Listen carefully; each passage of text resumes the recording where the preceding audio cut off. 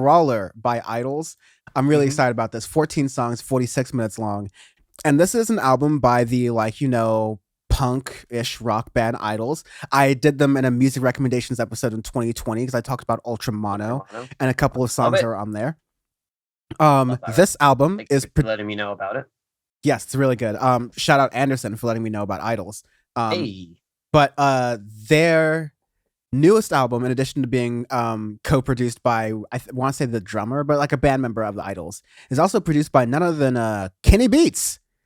Kenny Oh Beats, shit, who really? so Kenny Beats has And been pizza. Kenny Beats has been known originally as an electronic music producer, but then he moved on to rap music, and boy has he been really prolific in rap music. He has his own like sort of YouTube show where he brings in different rappers and producers to do fun things in that regard. And we previewed the Beachland Ballroom as a song on here, and we noted how no, this is a tried and true like rock song. It's not trying to do any like fun, weird electronic weird Hmm. shit, but it punches, it hits, it's really powerful, it's really really good. And so I was definitely excited to hear more of this album, and I would say this album does not really disappoint in that regard. It's great. I really like this album a lot.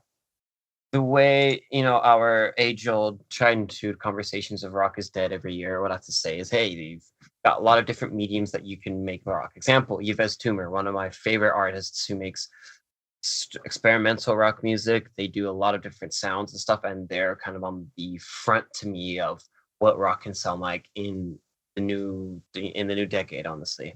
Idols to me are taking that sound of that experimentation of Ziv's Tumor style and a couple other styles, even like Incubus's EP a couple years ago too. You get that sound, and then you put it more into a punk style of rock, more of a style, like more of a I don't give a fuck about you. This, like kind of punk mentality, and then you put that into a record, and that's what this record is, which is great because you don't get that a lot in a lot of the punk mediums and stuff, but within here you finally get that, and a lot of the tracks are fantastic. Example, like um one that comes to mind on this is Car Crash. The first song, to me, the way the drums are, the way the production is, you get this really cool electronic beat on the background, wraps around your head. You have these crunched up vocals. Everything about it is like, wow, this is what you can do with that sound. Really, really cool. Yeah, I'm really loving it. It's weird because you have a lot of people who are like, punk is this, right? And usually they're talking about a specific thing from like the 80s and 90s, right? Black Flag era, Joy Division, even. Yeah. Yeah. But right now, I really think of punk, kind of like you were saying, Sean, as like an ethos, a mindset, something that comes Exactly. across in the way the lyrics kind of sound out. We listened to Viagra Boys earlier this year, which I would consider vaguely punk at this point. Even 100%. though like instrumentally, it's kind of like everything. Um, yeah, there's just a lot of really, it's gone to a really interesting place right now, and I think this is continuing to push not just what can be defined as punk forward, but even like the sound of that very forward as well. Car Crash is really great, the Beachland Ballroom, but like again, all cars on the table. Progress was a really amazing song to me because it's very minimal, but it manages to again carry that weight and carry that kind of effect that really comes from thoughtful song crafting, song making, producing. It really was like one of my favorite tracks on here, surprisingly. Yeah, there's a lot of here, a lot of this the sound of it reminds me of early Muse. Mm. So if you get like, kind of like Assassin from Black Holes and Revelations, or a couple tracks from their very early on records, like of trying to think, Origin of the Symmetry, there we go. Like Bliss and Hyper Music, a couple other of those where you get that like really crunchy up guitar work, but mixing in with electronics and other stuff and that kind of punk mentalities. The vocals are very different compared to Matthew Bellamy of Muse. But to Yeah. me, it's like, oh wow, it's someone else is really trying to do this, but in their own way of doing it. I think it's fantastic. Yeah. You do get tracks like The Wheel in the beginning, King Snake near Mm, the end that are like your tried and true, like kind of punk sounding tracks that you were just like yeah, just it's like just very easily identifiable. And yeah. I do like that there. I do like they're not like venturing It's not very far just away from that. exactly. It's not just all experimental where it's like, okay, it gets a bit much. You have a little bit of your normal-ish sounding to get people into the album as well. So that way it goes and it complements very well the other tracks. Absolutely. And The last thing I will say in here, because I kind of began on this, I was telling this with one of my friends as well. I can confidently say that Kenny Beats is tied with Metro Boomin as one of the best producers in the game right now. 100%. Just like Absolutely.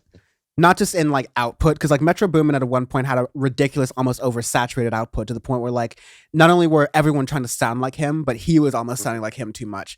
But then And then he took almost a year completely off. Yeah, a year completely off, but like in part of that year experimenting with artists like James Blake, Gorillaz, even Yep. like just a bunch of other people, and just like making music in different genres and learning how to blend that. And now Metro Boomin can like do any genre you throw at him. And it's amazing because he started in trap, started kind of like in the SoundCloud kind of bits, and has gone far beyond that, far surpassed that. Kenny Beats, same thing, started in electronic music, same sort of SoundCloud kind of deal. Because Prolific gone into trap music, has produced a lot of rap albums. Currently, Vince Staples, self-titled Vince Staples, really great record this year, groundbreaking sound-wise, by continuing to do what Vince Staples was doing with blending electronic music with rap music, but pushing that to an even more avant-garde space, with a number of other rappers who are doing such things with their production this year.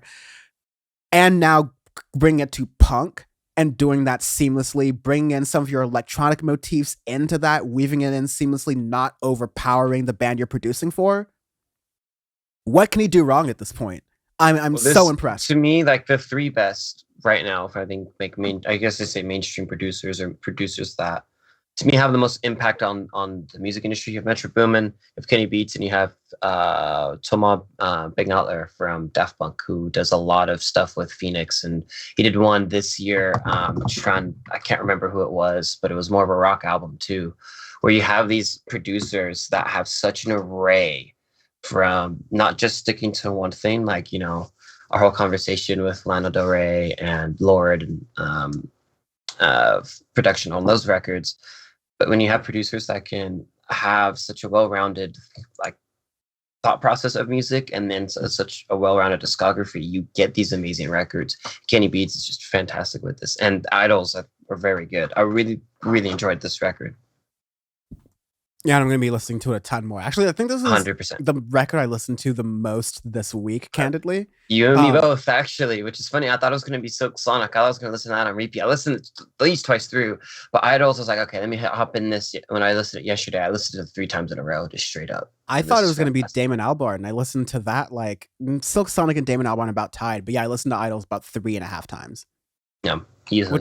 Which is again like for this podcast with as little time as we get to do it, like that's like a lot for doing it. Anyways, arbitrary scale this week, yada yada blah blah. Shout out Greta Thunberg, blah blah blah. It's gonna be Tulsi Gabbard flip flops. What are you gonna give this?